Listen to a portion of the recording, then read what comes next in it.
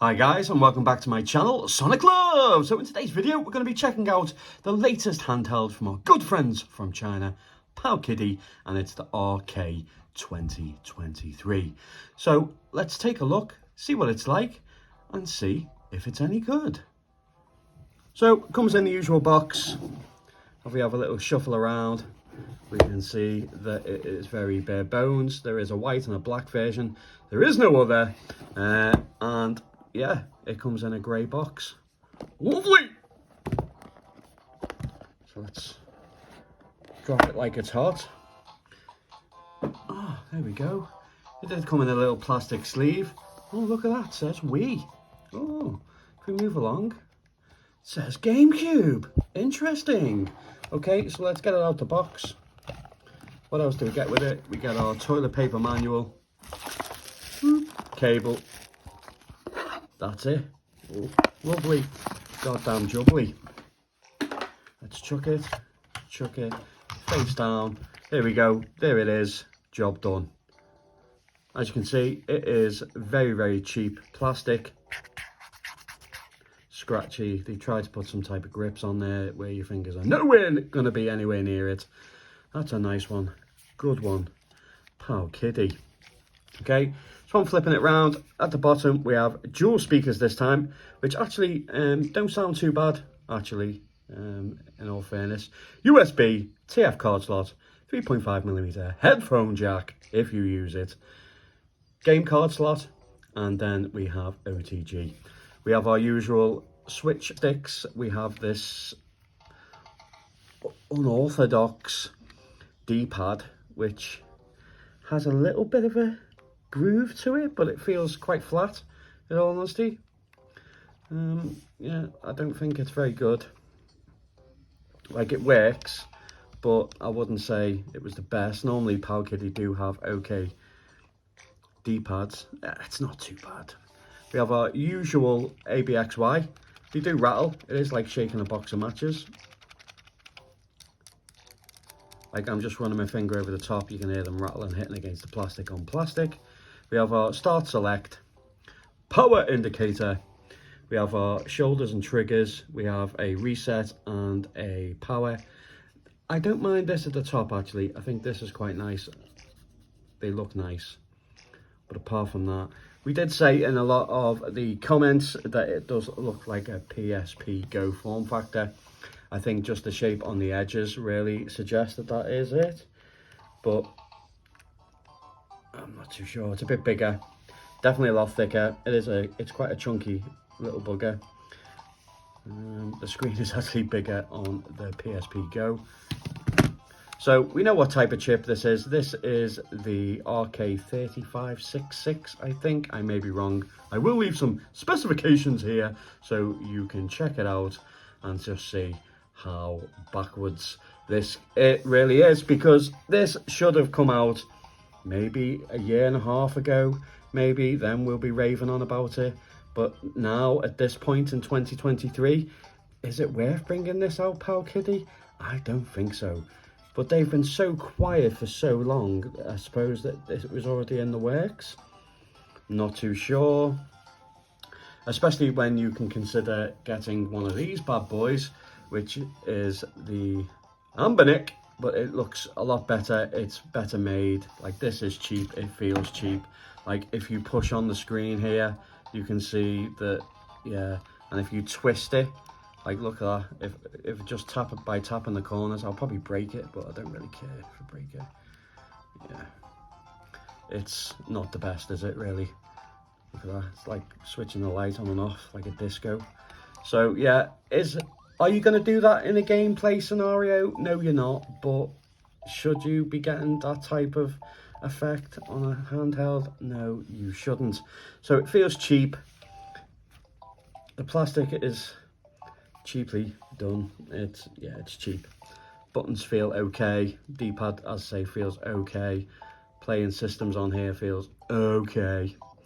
But that's all I can say about it, really, is it's okay. So let's get back to the The speakers are actually quite good. I don't know if I mentioned it already, I probably have, but yeah, the speakers are actually okay. And it's nice to see stereo. Normally, predominantly, they only have one, but they have the second port, but it doesn't normally have a speaker. But yeah, everything that you're going to play is all the way up to PSP. You're only going to get a selection of PSP titles. You can get up to 2x resolution on some of the easy to run games. The mid games 1x, and the harder to run is just impossible. I will break it down. The sad thing about this, it has no Wi-Fi. I did try putting in a dongle and also seeing if I could do the Wi-Fi that way, but there isn't. So things like Pico 8, if you go into the using a Jealous, I think, a form of Jealous.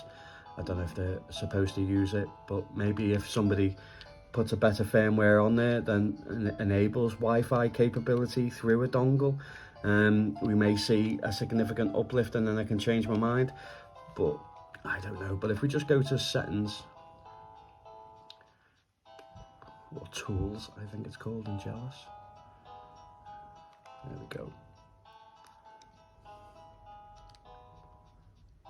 And then we can start up RetroArch.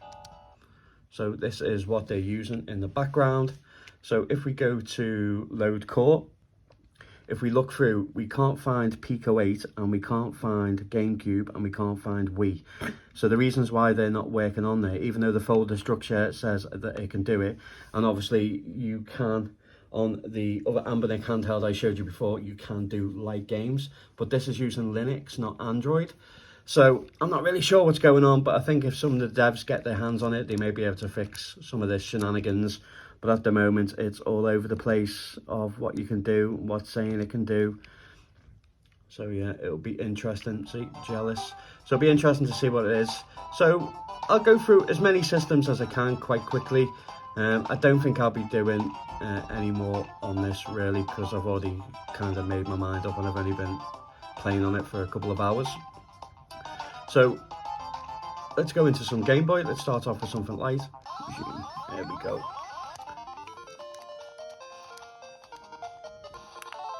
The screen itself is very, very good.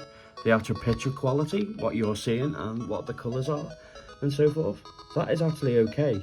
It's the build quality of the screen itself, where if you just press it or if you just change it, it just, yeah, it's not, I just don't think it's sitting in there properly. And as I say, the image itself is fine, looks nice, plays nice, you can change the colours all around, lovely jubbly, but as I say, start and select to get out of it, obviously. Game Boy Advance, you are going to have borders. Okay, something just fell.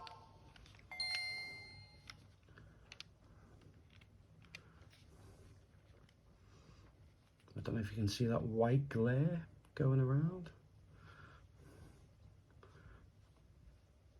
It's picking it up on camera, but that doesn't happen in real life, but still, just goes to show you that it is poo!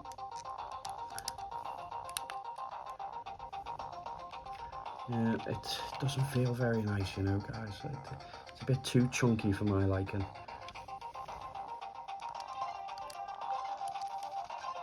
Yep, so you are going to have borders top and bottom, as to be expected with the screen. 4x3.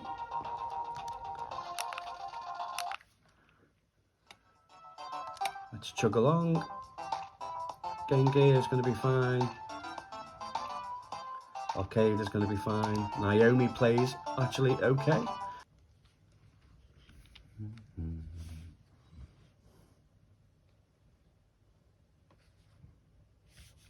Just take a while to load. Yeah, so it'll be interesting to see what happens when some devs get hold of it and maybe do a proper firmware for it. Not sure if that will happen, but maybe it will. There does seem to be two types of plastic, like a matte, and then the bottom is like a shiny bit of plastic, and the top as well, a bit shiny. If the whole thing was that shiny stuff, maybe it would have looked a little bit better, but hey ho.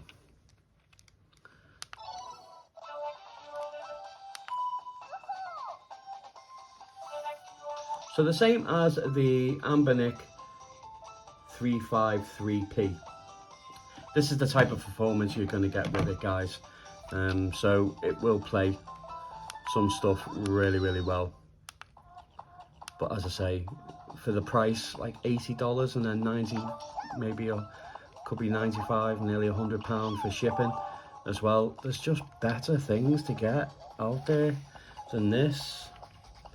I don't know what Powkiddy was thinking, to be honest. You know, maybe if I had the Unisoc chip in there, it'd be different story, but it doesn't. And I can't even get the monkey in the hole.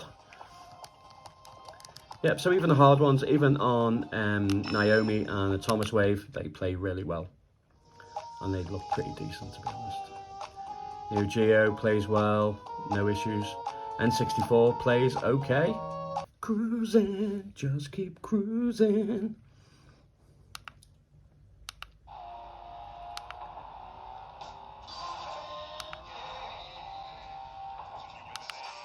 USA.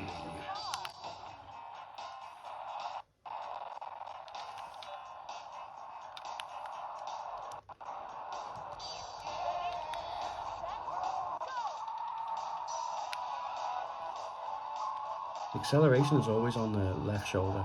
Don't get that. Let's go. And it just crashed. Well, I was playing it before and I beat the first 2 levels. So yeah, that's lovely. Let's check a bit of GoldenEye out quickly. PSP, as I say, you're going to play all the lower end stuff at 2x, possibly 3. Mid-range 1x, and then anything above that. Good luck. Doo-ba-doo-ba-doo.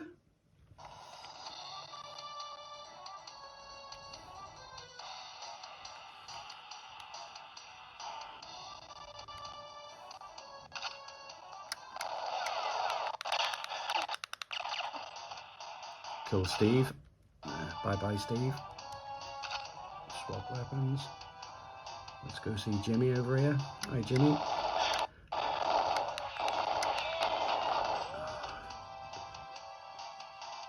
Where's Kev?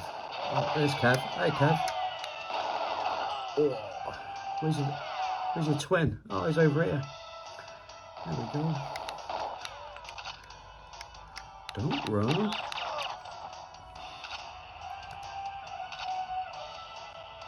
Yeah, so performance isn't too bad on N64. Some games will have some dips, but that's about it. I think for Nintendo DS is fine. PlayStation's fine. PSP. I think if we go to the likes of Tekken, which is an easy one, Dark Resurrection, easy one to run. You can get up to 2x resolution, 60 frames. But you wouldn't get this handheld with the 4:3 aspect ratio to play PSP either. Because look at the border on that. Talk about letterbox. Yeah, viewing angles aren't too bad though. But again, why would you bother?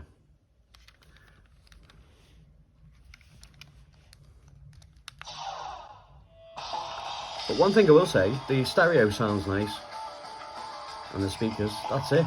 You're paying £80 for a set of speakers and okay visual screen with shit controls and underperforming emulation.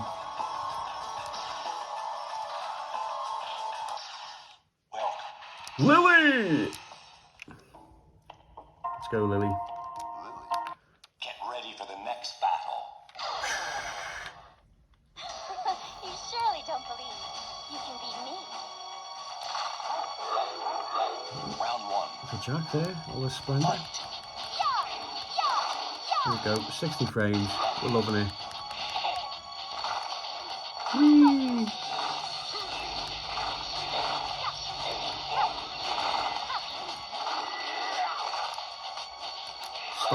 Stomp his head into the ground, shall we?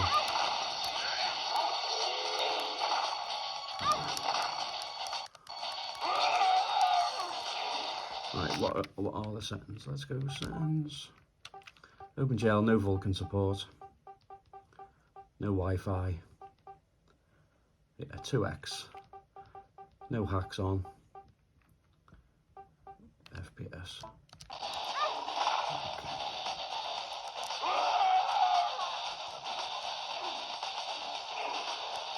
You win. Round 2. Fight. You win.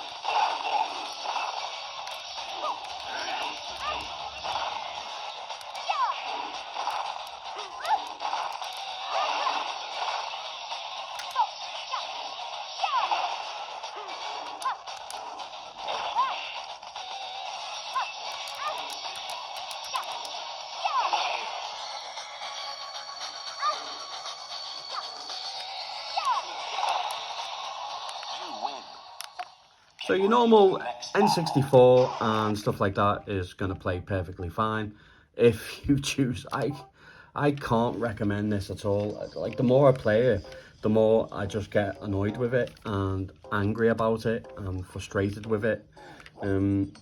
Yeah, I really want to test like just how much strength it would take to break it, because like, as I say, you only have to tap it. Like, I'm only tapping that and it's already changing colour. So you can imagine somebody with like really bad rage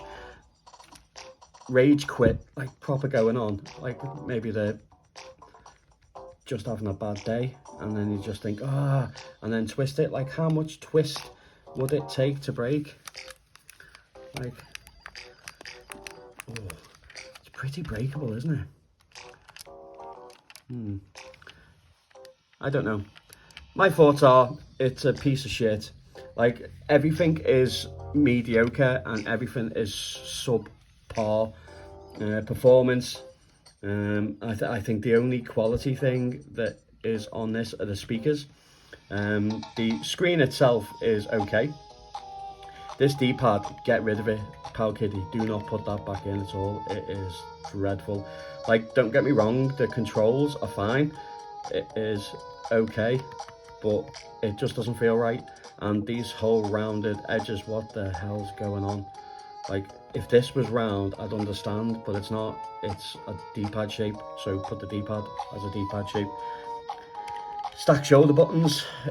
You know, you make something like the RGB 10 Max, then the RGB 10 Max Plus, and it is remarkable, and I still highly recommend it even now.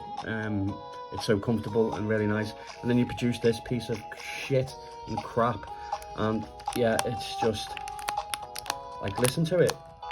Like, I'm literally breaking it right now, and that's not even that much force. Just feels like the screen's gonna pop out and blind me. Anyway, I've had enough. I can't be bothered with it anymore. Love to know what you think in the comments, guys. I'm really sorry to be bringing you the bearer of bad news of this absolute atrocity. But yeah, I like to keep my reviews honest. Well, this is my first impression, but my first impression is stay away and do not spend 1 penny on this item. There are far better products that Powkiddy have produced than this. This is, you know, if this is the start of Powkiddy in 2023, I'm not really looking forward to what they produce next, really, to be honest, because this is a disgrace. As always, guys, take care.